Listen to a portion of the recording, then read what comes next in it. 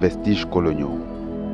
L'armée portugaise y avait séjourné pendant l'époque coloniale. En raison de sa position géographique, un aérodrome a été construit dans la zone pour faciliter la coordination des opérations militaires sur le terrain. C'est aussi dans cette partie de la Guinée-Bissau que de nombreuses opérations militaires ont été menées à l'époque de la colonisation. Les Portugais y avaient subi d'énormes pertes pendant la guerre de la libération.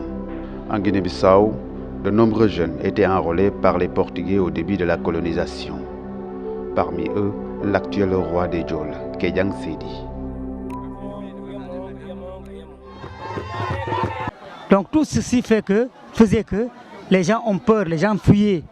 Il y a aussi un autre facteur de l'immigration.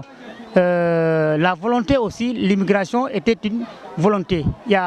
Il y a certaines populations qui sentaient une nécessité d'immigrer, d'aller chercher des points de travail. Par exemple, là où il y a la rizière, là où il y a la forêt.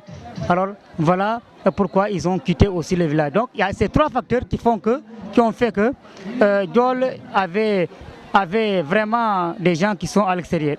Un autre fait marquant est la guerre de la décolonisation. Comme il y avait une guerre intense dans les villages, les gens aussi sont partis. Donc quand ils sont partis, arrivés en Casamance, à l'époque, la culture de l'arachide était bien. Les gens cultivaient, ils étaient à l'aise.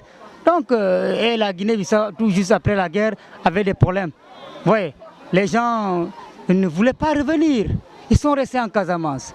Ouais, ils sont restés en Casamance et voilà pourquoi eux-mêmes, beaucoup de gens se sentaient casassés. Quand ils leur disent, ils demandent si ce sont des Casassés ou bien des Gambiens. Ouais. Donc, avec cet événement aussi des journées culturelles, les gens commencent à avoir un esprit en arrière, de retour vers le bercail. Une migration qui n'est pas sans avantage, d'autant plus que ce bâtiment en cours d'édification est un projet financé par l'association de la diaspora de Djolmet.